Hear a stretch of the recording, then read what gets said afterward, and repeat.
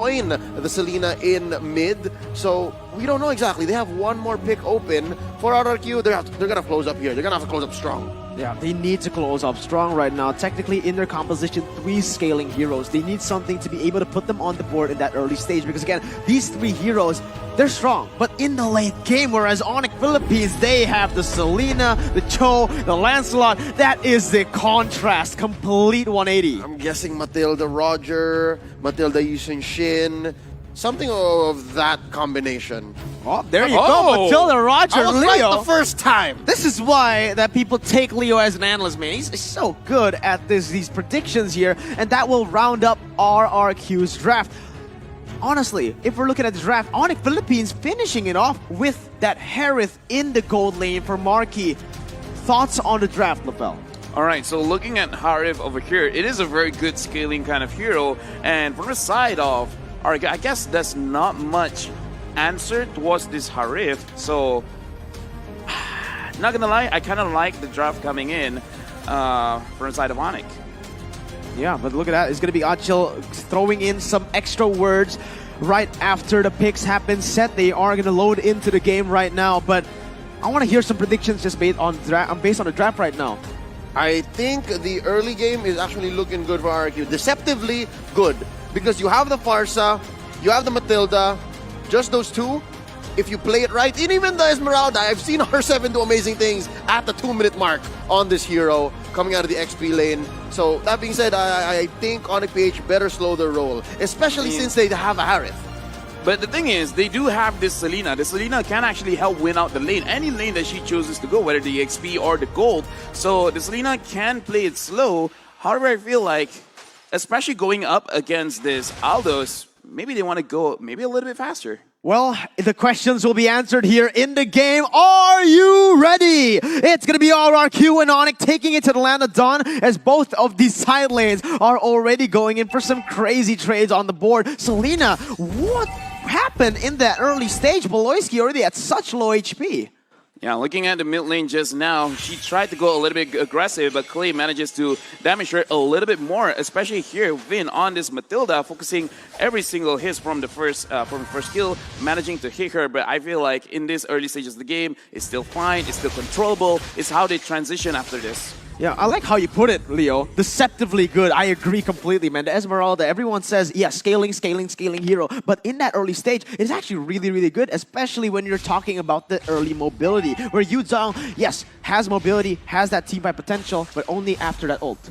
Yep, and so far the only thing that Onic can do is win the vision game, and of course try to find those pickoffs for Beloyski. Zin looks low. Oh, Aldous is gonna get taken down. That's your first blood by Razor, picked up by the Filipino team, Onic. And that's what I was saying. RRQ Hoshi, they're playing on one plane of deception, while Onic PH might be doing the same thing. Shades of Navi, possibly playing Possum early on. What is this, 2 minutes? Now this is what I'm talking about, because the Selena is actually very good in any lane, whether EXP or gold. You just have to pressure a little bit, and Zin went a little bit overzealous, had his first death over there. We just want to see what Onic Philippines wants to transition on, and looks like the turtle is going to be the objective. Yeah, they really like to do these kind of things, but Vin is already in there. He's going to try to go and do some damage. Only time when able to get back onto 2 members right now. So Albert gets kicked away. He's going to get taken down. In R7, he's going to try to go for more. Beloyski for the price of Albert. That is not a good trade, but they're trying to make it a better one. Dlarski now caught in the 1v3, instantly taken down, and that's going to be RRQ going and equalizing the board 2-2. So far, 1 kill up, but then Kairi still got the turtle. I guess the only real place where there's no true neutrality is bottom lane, because look at this. Marky's just bullying Sin. Oh, yeah, you can see the majority of that gold lead is going to come down from Marky. 300 gold lead, and that turret gold has been taken away. Yeah, right now I'm looking at from the side of RRQ Hoshi, where Albert, again, not afraid to go in front to get that kind of play, but I want to see his team following up with him as well. Early in that turtle fight, I feel like they could have played it a little bit better, perhaps a better kind of engagement, but probably just a little bit too aggressive trying to secure that turtle. Oh, but R7 now caught in a bad situation, still able to run away, deal some damage back to Beloyski. It is going to be both of these members taking a half HP. Onic still with that lead. And now we are going to take a look. Vin going very aggressively onto Kyrie, holding off to the Circling Eagle. Sir Clay is here for the airstrike to pop it off, just to zone Kyrie away, as he will need to go back into his jungle. Still, both of the teams on equal grounds. Let's take a look at the items so far. Sir Clay didn't find anything there. Again, you see the mechanical genius of Kyrie. Up top, it's Albert trying to get this gold crab, and Kyrie giving him a visit. I think there is one loss here for Beloyski. Just don't do XP lane anymore. It's clearly a loss. I think it's a much less financial, beneficial thing here, at least for finances and for XP. So yeah, maybe try to give Marky a visit. That might be a good try. Yeah, speaking of Marky, right now he already completed his Calamity Reaper. Looks like he is on the way on finishing. Oh, over there, Clay getting attacked. But again, for the side of Marky, he's on the way completing his Feather of Heaven. And I feel like right now, Araki Hoshi is giving a little bit too much space for the side of Harif, because again, he has that Purify. He's going to be nasty in team fights.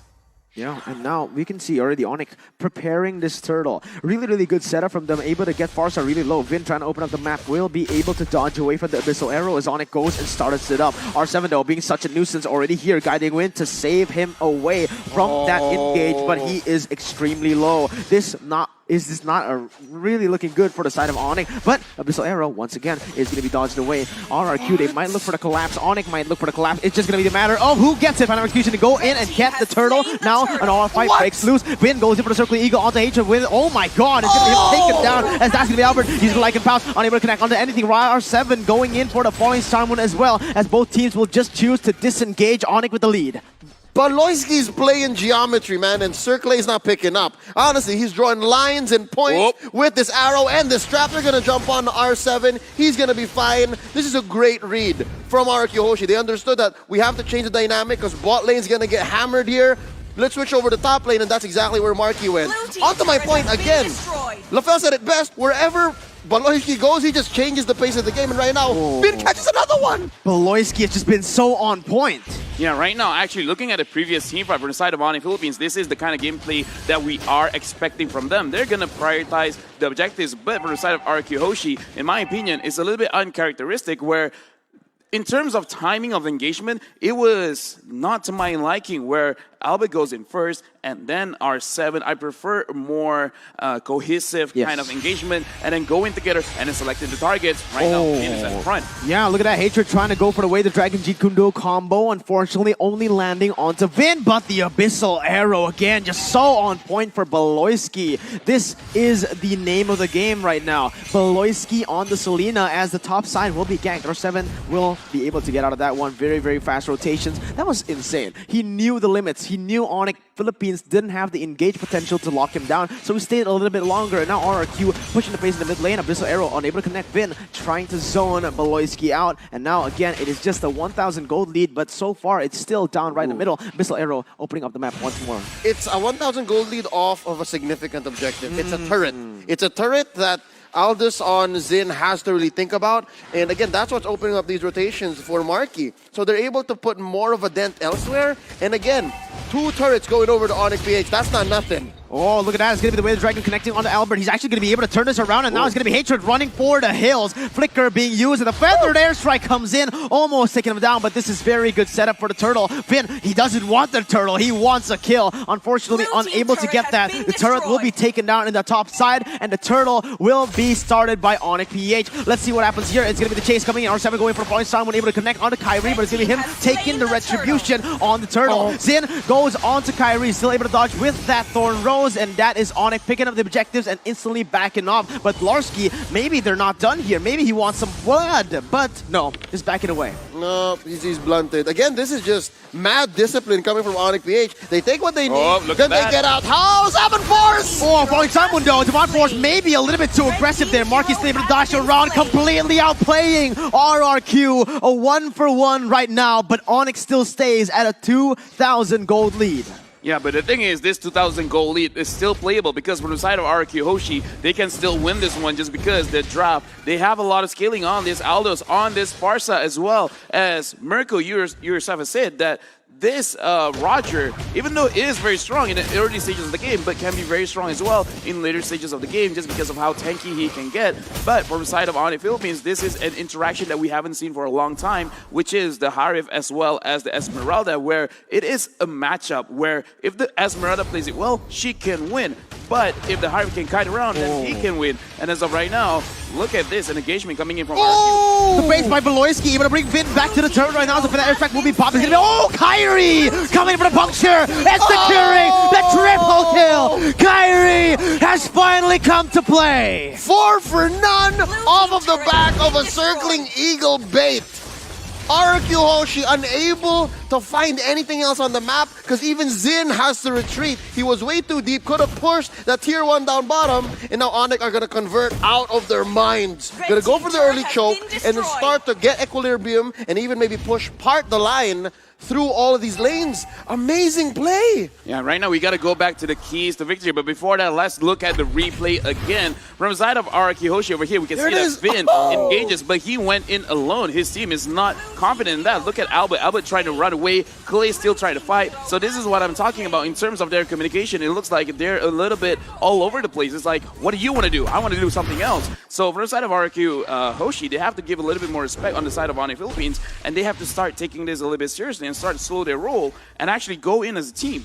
Yeah, at this point right now, it is going to be Onic with a 4,000 gold lead and exactly what they like to do right now. Splitting up the map, playing it one by one, shoving the lanes, and looking for picks on the board. And honestly, man, we've seen Beloyski just play Rafaela. This Selena is insane. Yep, it's a more aggressive take on what he's been doing so far. And halfway through the draft, I was expecting that Beloyski would try to go for these death bush plays, but look, they're going! Oh my god, Marky is able to go into the backside. Albert is going to get taken down! There's nothing they can do! RQ trying to run away, but Kyrie comes in with the Phantom Execution. Furious Tide to come in as well. Xin goes back in for the re-engage onto Dlarski. He's able to pick him up right now as Clay picks up the double, but Kyrie keeps on going.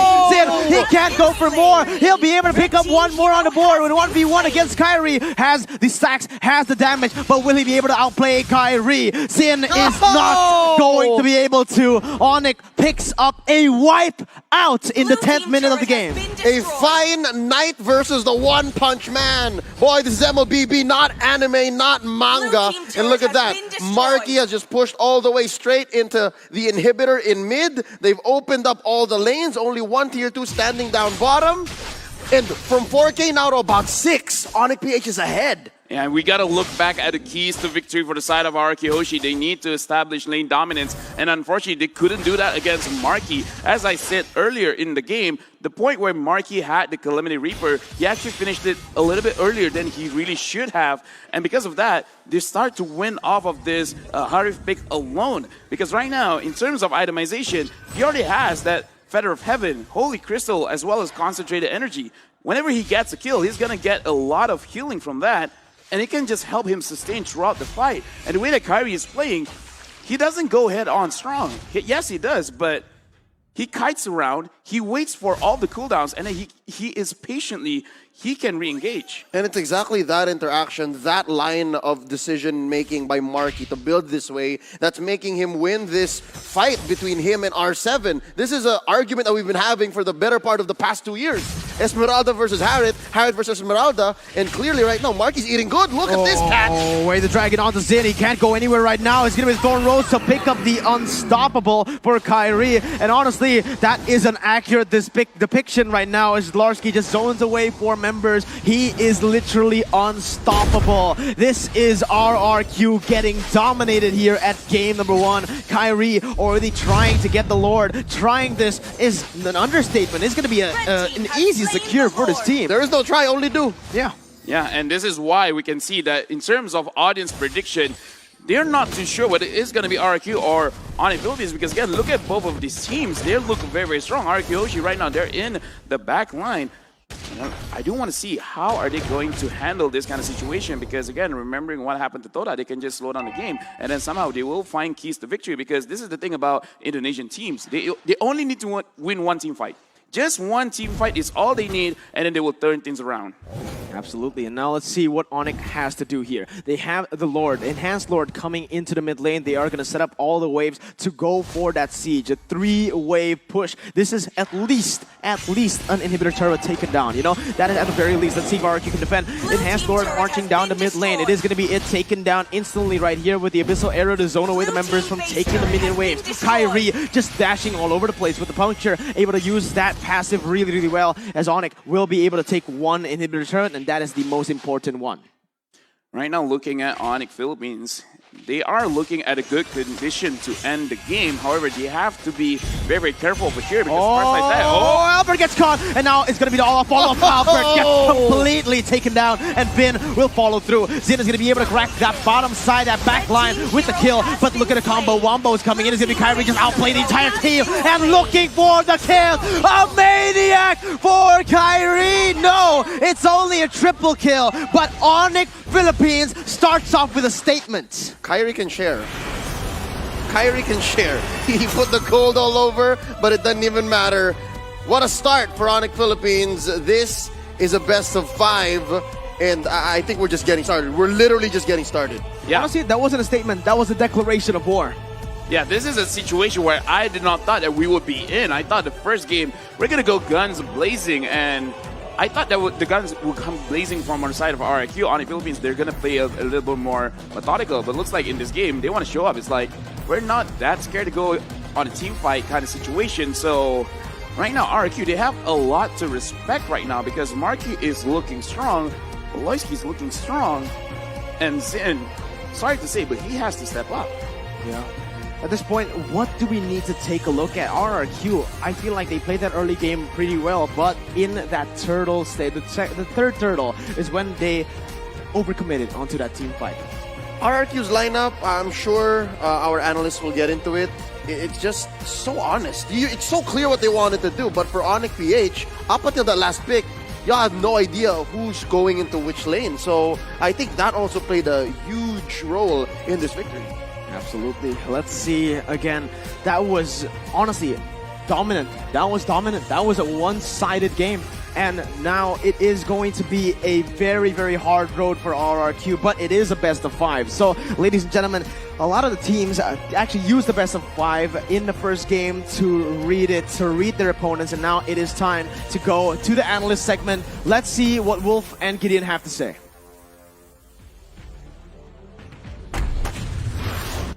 Thanks, boys. I'm not gonna lie, I'm glad I'm not casting that one because my goodness, it's stressful, it's painful, but also RQ, like Leo said, extremely honest team composition overall. You hate to be the play-by-play caster in that game because of how quick they were with the trigger.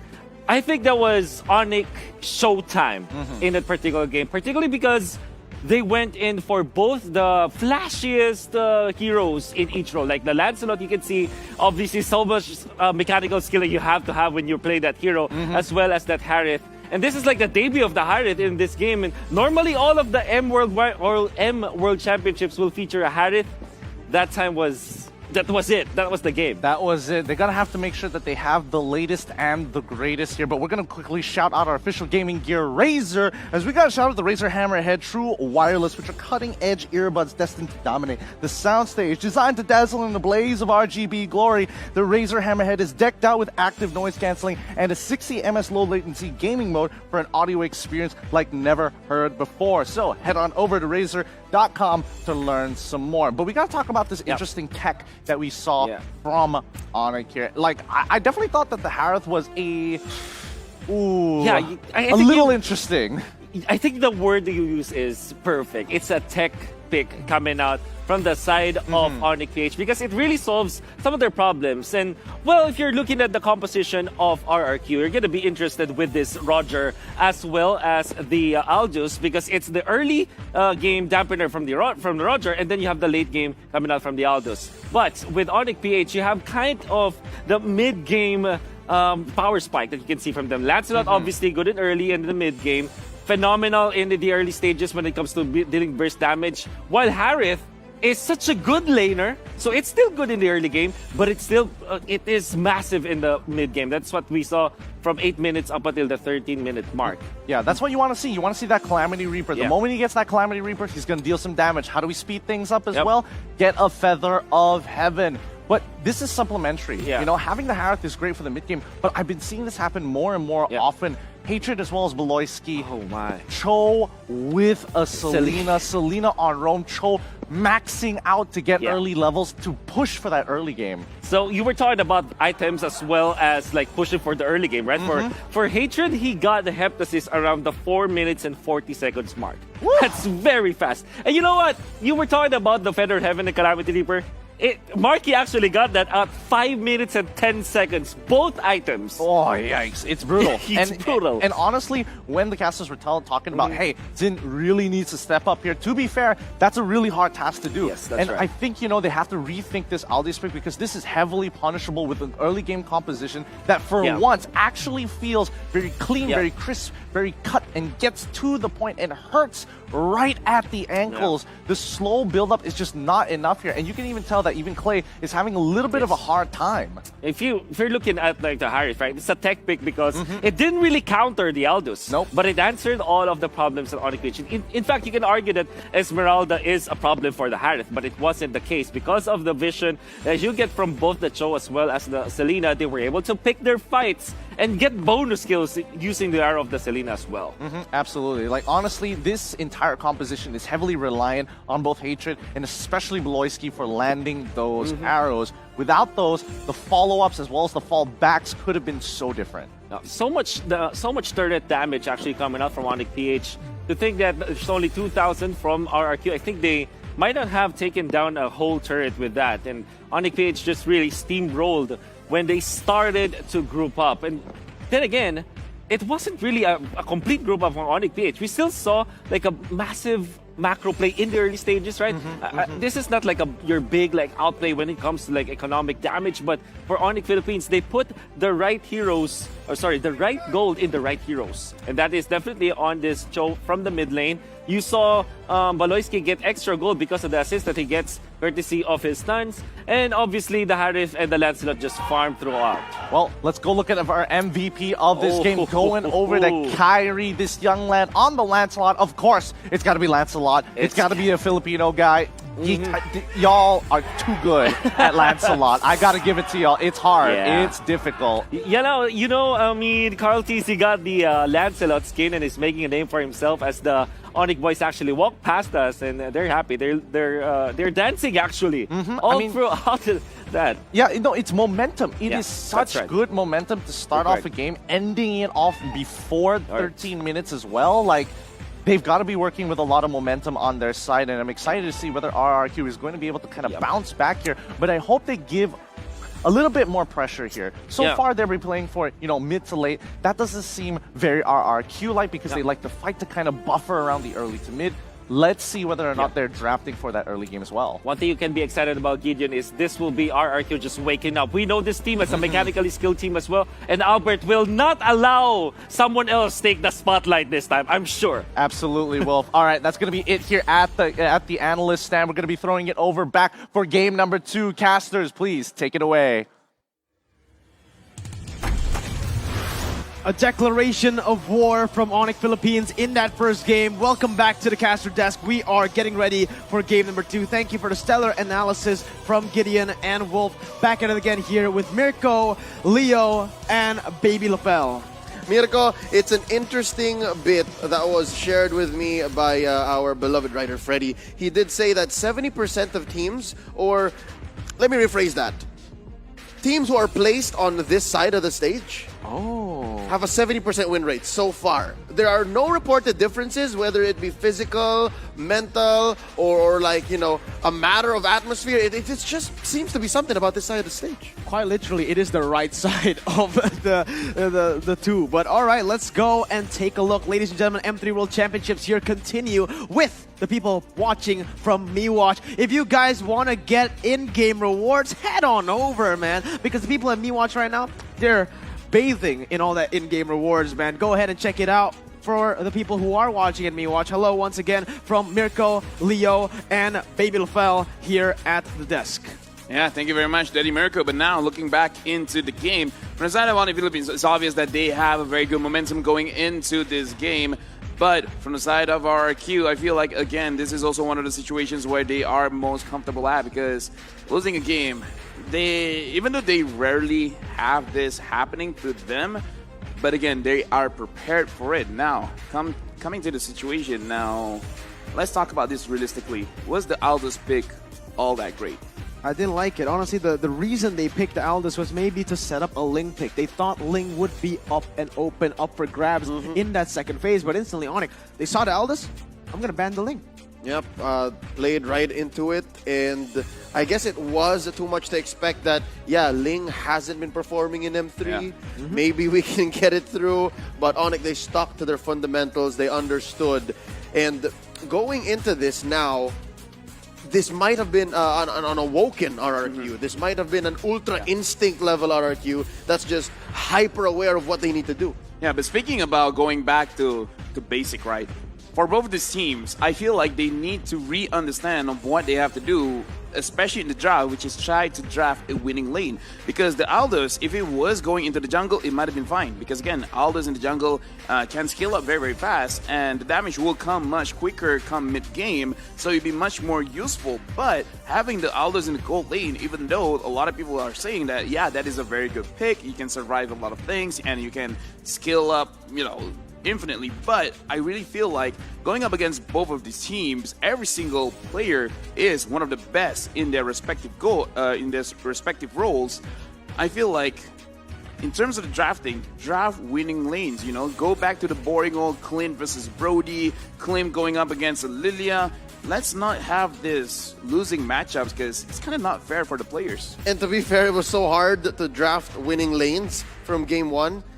If there's a Selena about, right? There's a Selena afoot. Arrows are coming at you from all sorts of angles. You don't even need the arrows, just the Abyssal Trap. That is enough to have a lot of damage in the early game. Yeah, so maybe ban that out. That might be key here. And There you go. Oh, there we go. Indeed they do. Wow. Yeah, instant ban right there coming in from the side of RRQ, Hoshi, Beatrix, Selena, and Natan. Onic Philippines still sticking with the same bans here. Yiv, Hayabusa, and the Paquito. So again, for Onic Philippines, they are sticking to what works. If it ain't broke, don't fix it, man. We're just going to stick with the same strategy, but RRQ, they need some fixing to do here in the first pick. Last time around, they picked up the Esmeralda. That's the comfort first pick for them. But now, do they want to pick up something else? Right now, looking at RRQ in terms of the ban that they have a lot of wave clear as a lot of range. So looking from the side of RRQ, probably they want to play something a little bit more early oriented, where they don't want any kind of shenanigans to clear the lanes very, very fast.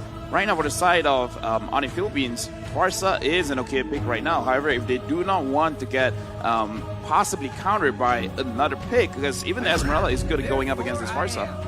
Oh, but look at that. Instantly, the side of Onic Philippines, they pick up the Cho once again right here. The same exact draft.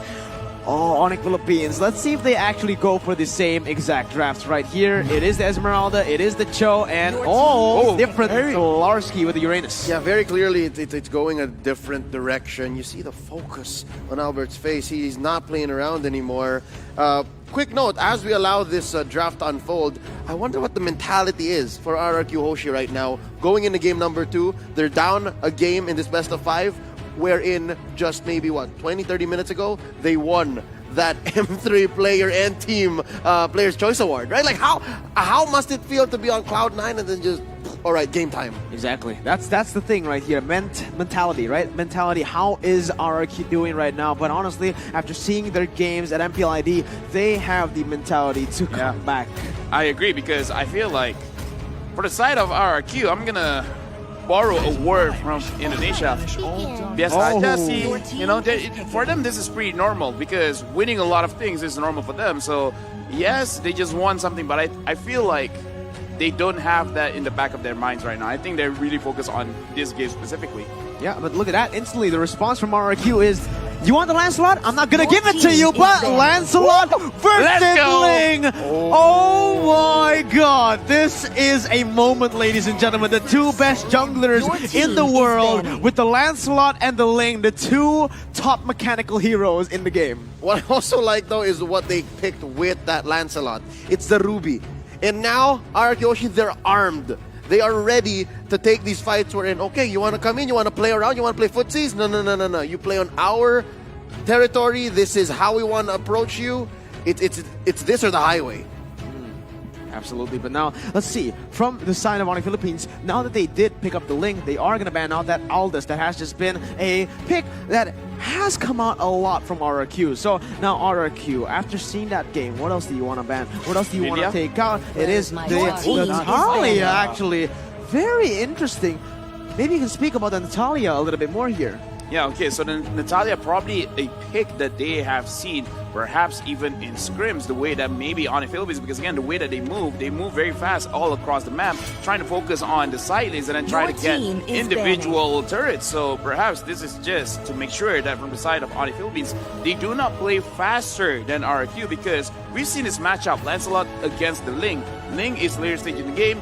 Lancelot, you can get that power spike right now. So maybe from the side of RQ, they just don't want Onic Philippines to be faster than them. Yep, that, and it's just another pocket pick for Baloyski. This man has won an MPL championship off the back of a Natalia that just snowballed for that then franchise's team's second back-to-back. So, yeah, this is RRQ. This is Coach Achil looking at history, knowing that, hey, watch out for Baloyski's Natalia. I wonder what else they'll be taking out after Onic BH took out the Lunox, which, yeah, Zin doesn't have a hero just yet, nor does Clay. Yeah, absolutely. They're saving it for last right now and banning away the Farsa from Hatred. Very interesting coming in here. Onic Philippines, they still have the gold lane and the mage to pick up for themselves as well. Or